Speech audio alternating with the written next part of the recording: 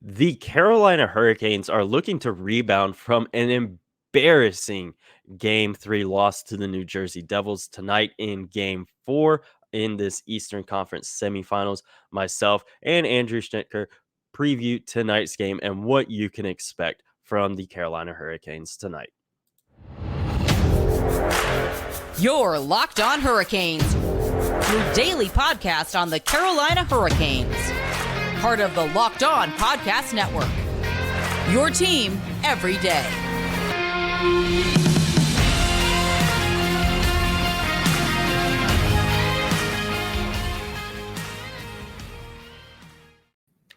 Hey there, Caniacs. I'm your host, Jared Ellis, and you're listening to Locked On Hurricanes on the Locked On Podcast Network, your team every day. And once again, I'm joined by my co-host, Andrew Schnittker. How you doing today, Andrew? I'm doing well. Looking forward to looking ahead to what we might see in Game 4 tonight. Yes, it's going to be a very different story from what we saw in Game 3. I am fully expecting the Carolina Hurricanes to come out with some fire.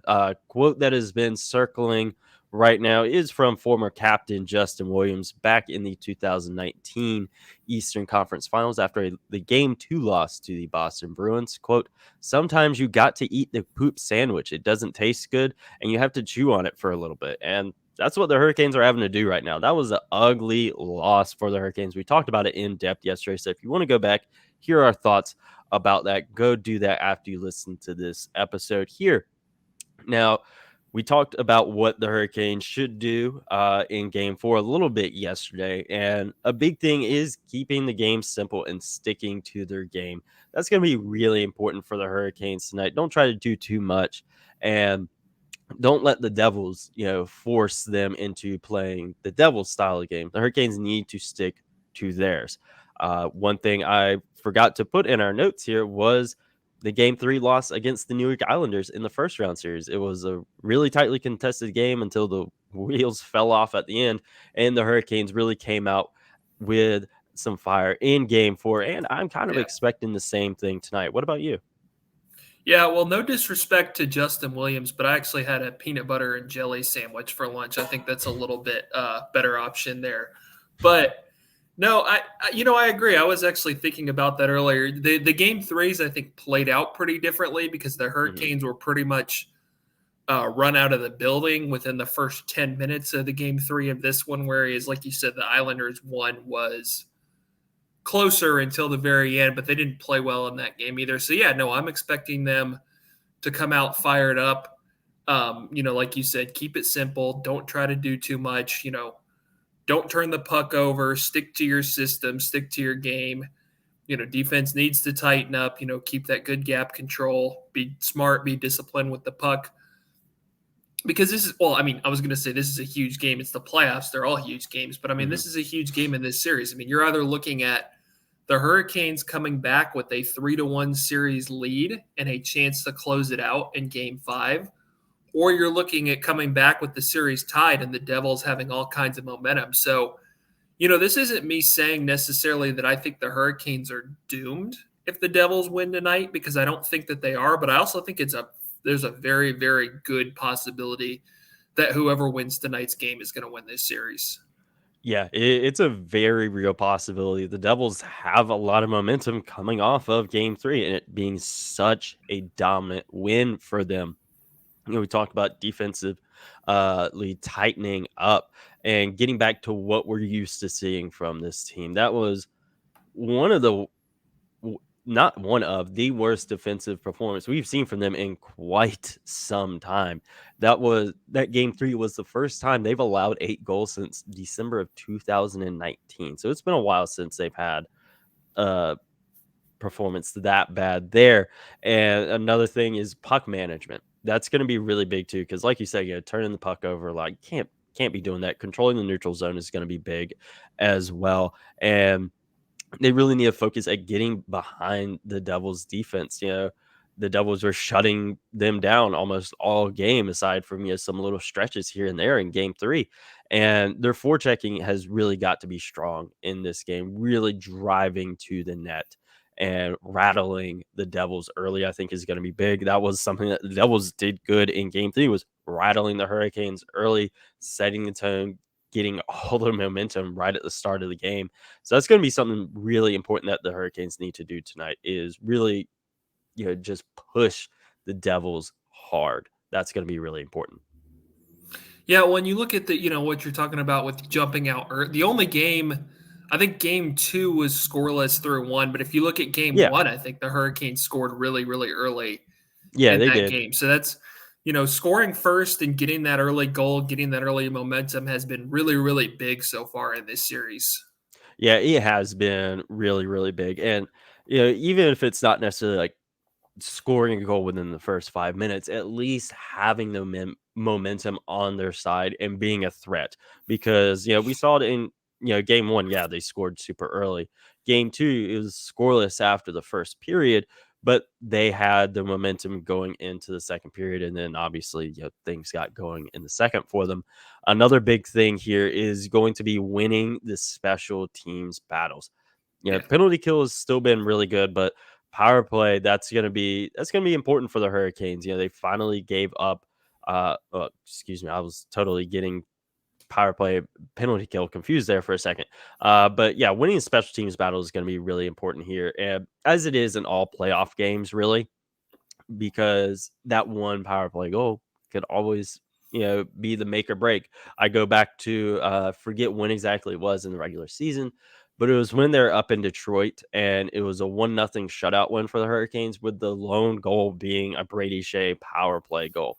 You never Yeah. know how important these can be, and you're going to want to try to do your best on all of these, capitalize when you can, because it's playoffs. Like you said, they can be in a position to come back home up 3-1 in the series, close out on Thursday, rather than coming back tied 2-2, and Devils having all of them, the momentum, having had won both games at home. When you mentioned special teams too, I think another thing, some might think this sounds odd after the Hurricanes scored 3 shorthanded goals in game 3. Obviously, that's not really a repeatable performance. Stay out of the box. Yeah. The Hurricanes, I mean, it's a thing you typically see with teams that are down by a lot in a third period, but the Hurricanes came off their discipline Mm-hmm. a lot in game 3, and that's not what you want, because you can't. Number one, the Devils have a ton of dangerous players that they can throw out there on the power play. Jack Hughes, Nico Hischier, Timo Meyer. We all know what Dougie Hamilton can do on the power play. So, seeing that, you don't want to give them chances there. And plus, we talked about the Hurricanes, having, getting to their game, getting to their forecheck, putting pressure on the Devils. Kind of hard to do that when you're not playing at 5-on-5. Yeah, very hard to do. That was something I forgot to write down here, is just how undisciplined they got to be at the end of that game. And that's, again, not something we typically see from this team. They're usually a team that goes pretty good as far as, taking or not taking a whole lot of penalties. Every now and again, you have them, taking stuff that they shouldn't be taking. But I do feel, the frustration just kind of boiled over there. And hopefully, that isn't the case tonight. Hopefully they can, just, this is their game plan. This is what they do. But, there's still a whole lot of things that the Hurricanes need to do in this game. And we will continue to dive into all of that right after this quick break, folks. Now, there is no I in team, but there is one in Indeed, and that's the hiring platform you need to build yours. When you're hiring, you need Indeed. Indeed is the hiring platform where you can attract, interview, and hire all in one place. Instead of spending hours on multiple job sites searching for candidates with the right skills, Indeed's a powerful hiring platform that can help you do it all. We streamline hiring with powerful tools that find you matched candidates. With Instant Match, over 80% of employers get quality candidates whose resume Indeed matches their job description the moment they sponsor a job, according to Indeed data in the US. Even better, Indeed is the only job site where you only pay for the applications that meet your must-have requirements. Indeed is an unbelievably powerful hiring platform, delivering 4 times more hires than all other job sites combined, according to Talent Nest in 2019. Join more than 3 million businesses worldwide that use Indeed to hire great talent fast. Starting now with a $75 sponsored job credit to upgrade your job post at indeed.com/locked on. Offer good for a limited time. Claim your $75 credit now at indeed.com/locked on. Indeed.com/locked on. Terms and conditions to apply. Need to hire? You need Indeed. Now, getting back to the Carolina Hurricanes and what they need to do tonight, one thing Seth Jarvis mentioned yesterday after practice was winning the 50-50 battles. That was not something they did in game 3, and that's going to be another key point tonight in this game. Yeah, you look at I think I go back to I think it was one of the goals in the first period, but I think it was a battle behind the net involving Brady Shea and Brett Pesce against the Jack Hughes line, and they just got worked. I think Hughes ends up coming up with the puck and scoring. So yeah, that's definitely something. I think the Hurricanes just across the board tonight, need to be more intense, need to be stronger on pucks, need to be more physical. Need to be stronger in those 50-50 battles, because especially in those spots on the ice, like behind your own net, you lose a battle there, bad things are going to happen, which indeed they did. Yeah, it really did. And I feel like, some of that stuff we can chalk it up to, the Devils were playing at home, yet they had their home crowd behind them and, all that stuff. We see it all the time here in Raleigh, how big of a factor the home crowd can play in those, when things are going well, you're feeding off of that energy. I feel that's what the Devils were doing there. It's what the Islanders did in game 3. I feel, they kind of like fed off of that Long Island crowd up there. And in game 4, the Hurricanes were able to silence that. So that's one thing that the Hurricanes are really going to have to be able to do tonight, win those battles, because like the special teams, you never know which one can be a deciding factor in the game. And like we said, they need to set the tone early. Obviously, early goal is going to be great. That's obviously never going to be a bad thing. But like I said earlier, just setting the tone early, just getting momentum, creating chances, putting pressure on the Devils. That's going to be really important tonight. But we've kind of been talking a lot about what the Hurricanes, didn't do well in game 3 and what they need to improve in game 4. But one thing that is still going absolutely fantastic for them is the Hurricanes penalty kill. The Devils were finally able to crack it in game 3. They were able to notch a power play goal, but the penalty kill still leads all of the playoff teams right now, sitting at 92.6%. And they also lead the playoff teams in shorthanded goals with 4 shorthanded goals. So if the Hurricanes can kind of translate the dominance that they've had on the penalty kill to just 5-on-5, and just that shut down mentality that they've been having there, if they can move that over to even strength, that's going to be absolutely fantastic for them. Yeah, definitely. And if you can combine that even with getting a power play goal or two, I think you're in business. Yeah, they got a lot going for them. And again, the Hurricanes didn't have a good night in game 3, but they still have a lot of guys on point streaks right now. Sebastian Aho is on a 6-game point streak. Jordan Martinook, Jesper Fast, and Jordan Staal are all on 3-game point streaks. Jordan Staal and Jordan Martinook have scored goals in back-to-back games. Seth Jarvis has back-to-back games with points, and they're having guys, showing up on the score sheet. Guys they need to. Guys, that are stepping up, like Jordan Martinook. We talked a lot about him yesterday. Guys are stepping up and doing the thing. Seth Jarvis, excuse me, not Seth Jarvis, Martin Necas, he has 3 points on the power play. Steph Nason, 4 points on the power play. Guys are stepping up and when it counts most right now. And that's something that is really going to need to be the case tonight. Sebastian Aho, he's the top guy. You need him to play like a top guy tonight for sure. Jordan Martinook, again, talked about him at length yesterday and everything he is doing to elevate this team right now. We want to see that continue for him tonight as well. Are there any other players for the Hurricanes right now that are sticking out to you, whether it's the guys we just talked about or a guy we haven't talked about yet? Well, I think the big two, that especially on the road where you can't dictate matchups as much are, Brady Shea and Brett Pesce, obviously looking to bounce back from quite possibly their worst game since as a pairing since Brady Shea has been a Hurricane in game Hmm. number 3. I think, again, especially on the road where they're going to be facing some tougher matchups, you need those two to play a lot better in order to have a chance tonight. Overall, Jacob Slavin and Brent Burns have been really, really good in these playoffs. I think, tonight would be a night where if, Burns can get that patented big shot from the point going, maybe get one through or create some rebounds that the Hurricanes can get to, he's a guy that I think could play potentially a really big role in a bounce back tonight.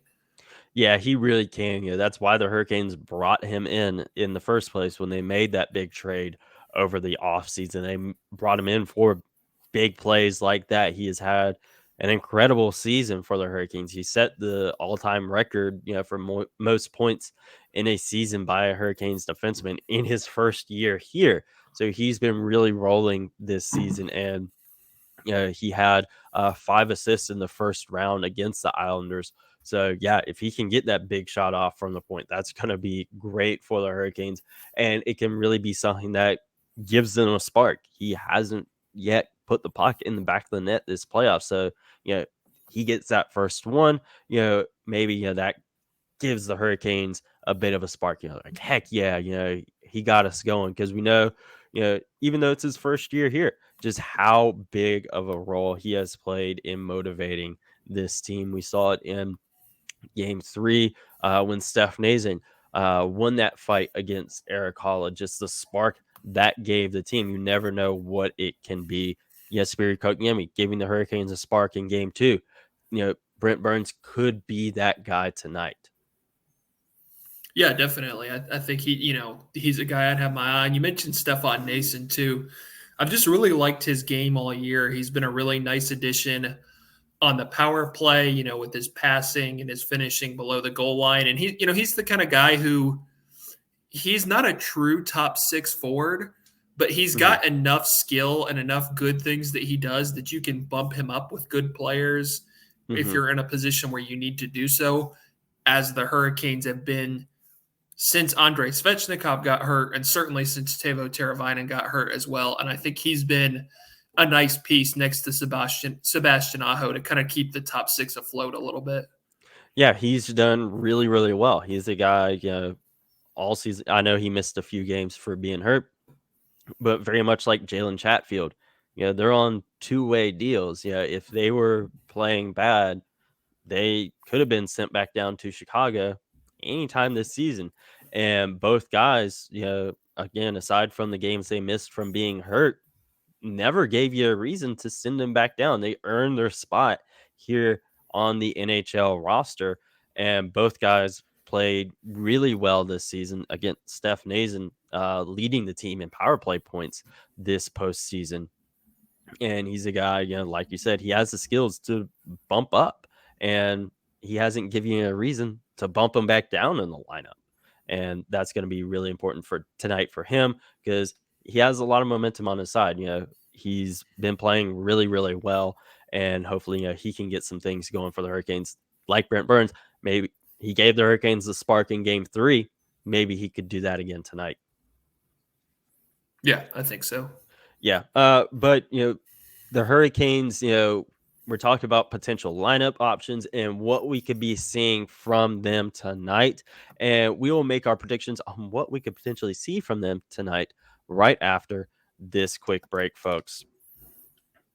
Now, the Carolina Hurricanes tonight, what are we going to be seeing on the ice? We don't know. They did not hold morning skate this morning at all. And, so we won't know anything really until about roughly 4:30 this afternoon. Obviously, in the meantime, you can, make your own predictions of what we could be seeing tonight. We talked about this a little bit yesterday.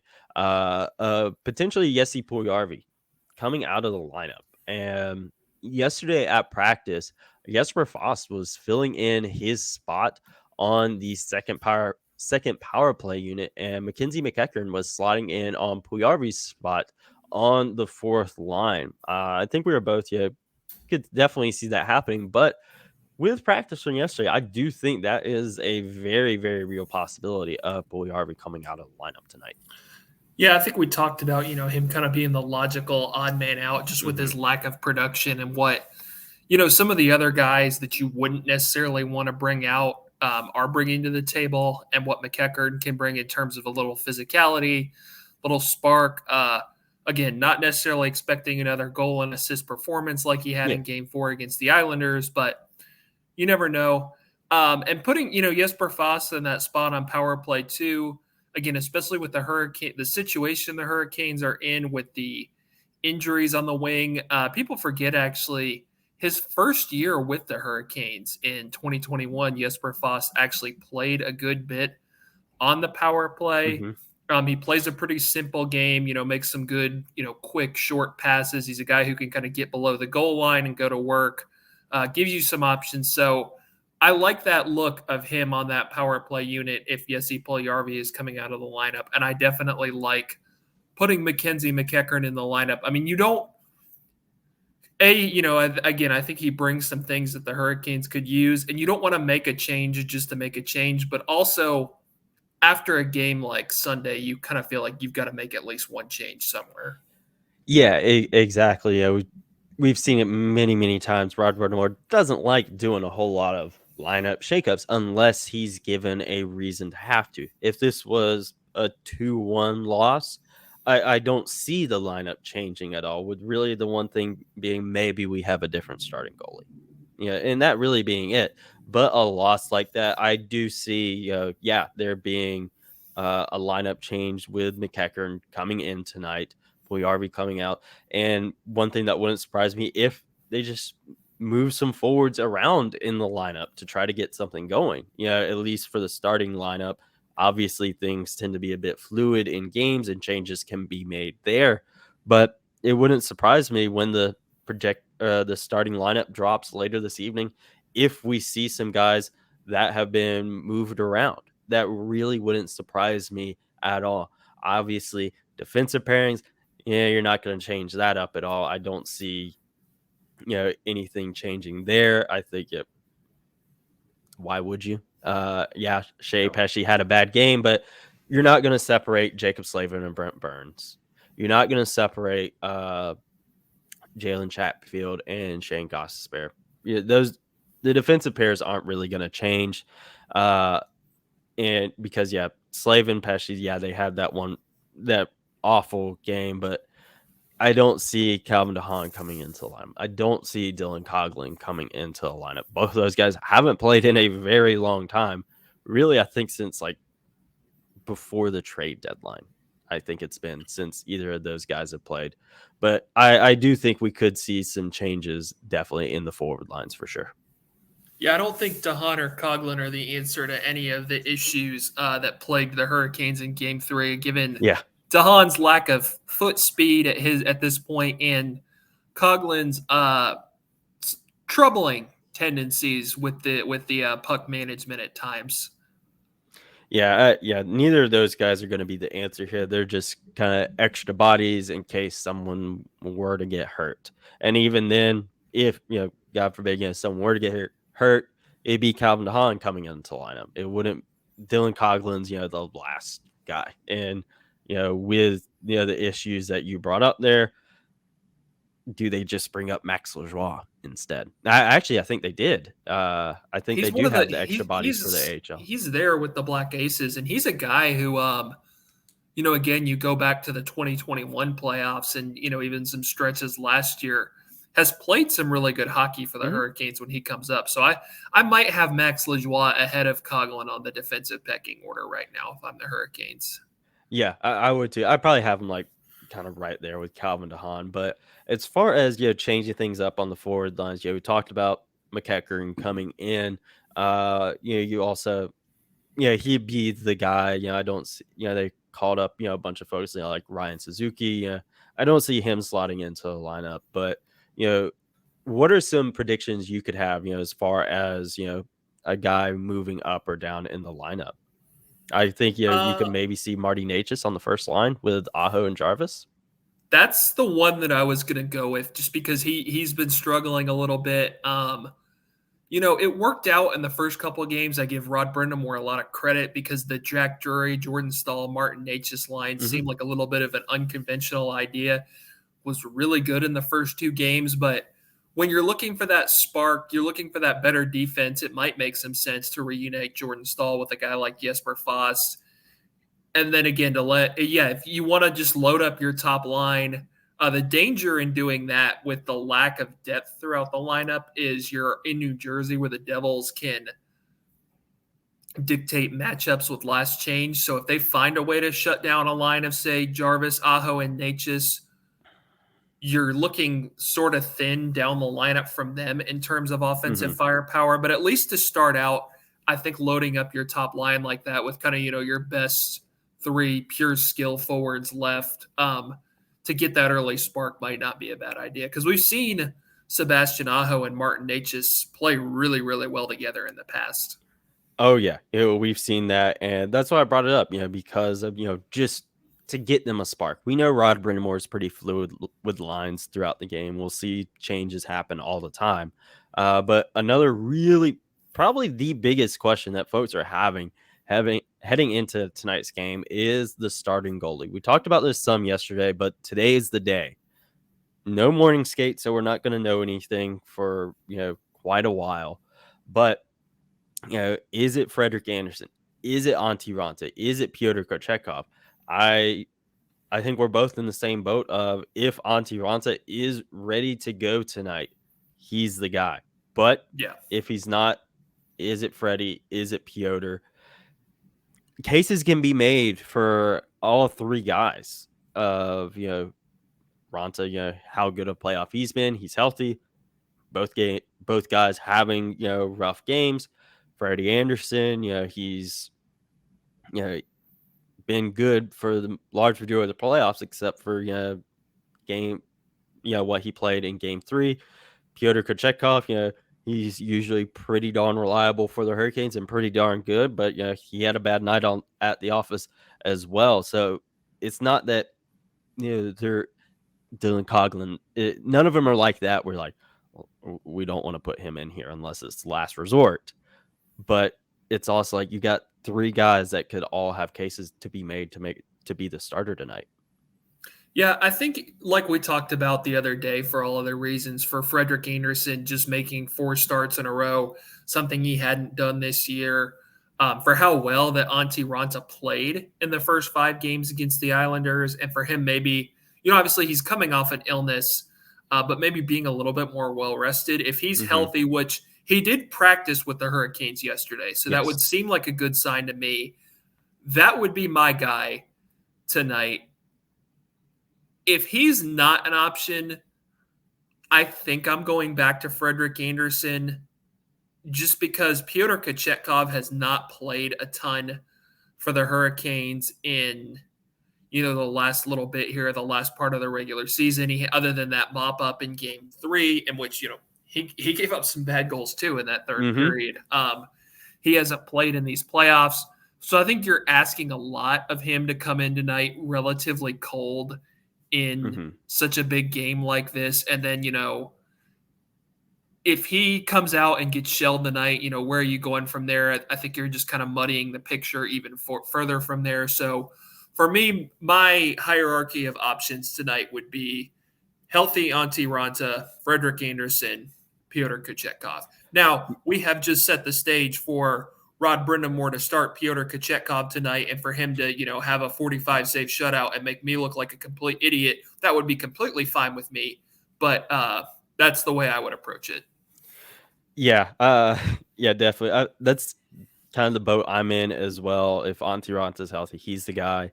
And then for all the reasons you said, going back to Freddie Andersen, if Antti Ranta is not healthy, but yeah, we never know what Rod Brind'amour is gonna do with this stuff. He's, given us all, point us in one direction, he goes and does the other thing. We've seen it time and time again over the years, happen many times during the regular season. I think, all right, they're going to go with Kochetkov, or okay, they're going to go with Ranta this season. That was the tandem they were rolling with for a while. I say one thing, he does the other. So there is no telling what's going to happen, whether it be with the goalies, the forwards, the defensemen, whatever. We don't know. We're not going to know until about 4:30 or so this afternoon. Until then, folks, make sure you are subscribed to Locked On Hurricanes wherever you get your podcast. It is available on the SiriusXM app now. And make sure tonight, if you're not able to watch the game, whether it be in person or at home or at the Canes watch party downtown or whatever, you're listening on SiriusXM. And make sure you're following myself on Twitter at @JaredEllis_96, following Andrew over there on Twitter as well. And also subscribe to the show on YouTube. We're having a real nice growth over there. Folks, help be a part of that. And before we go, we do want to wish a happy birthday to one Calvin DeHaan. We talked about him a bit today, not necessarily in the best light, but he is a fan favorite. A lot of folks like him, and he has had some really good moments over the years. Definitely. He had, especially in that 2019 run, that first playoff run, first time getting back to the playoffs for the Hurricanes. He was a huge part of that team. Really good guy. Look, Calvin DeHaan would probably be playing for a lot of other teams in the NHL right now. The Hurricanes just happen to have 6 really, really good options on defense. So, yeah, I hope Calvin DeHaan has a happy birthday. If for some reason he gets to play tonight, I hope he has a great game. If not, I hope there are it's not the Hurricanes gummy bears, but I hope there are some delicious birthday snacks for him in the New Jersey press box tonight. Yes. But yeah, happy birthday to Calvin DeHaan, my Twitter best friend. Everyone remembers that exchange years ago. But again, make sure you're following Locked On Hurricanes wherever you get your podcast. Subscribe to on YouTube and listen to the game tonight on Sirius XM. And we will talk to you guys tomorrow where we recap tonight's game 4. And as always, let's go Canes.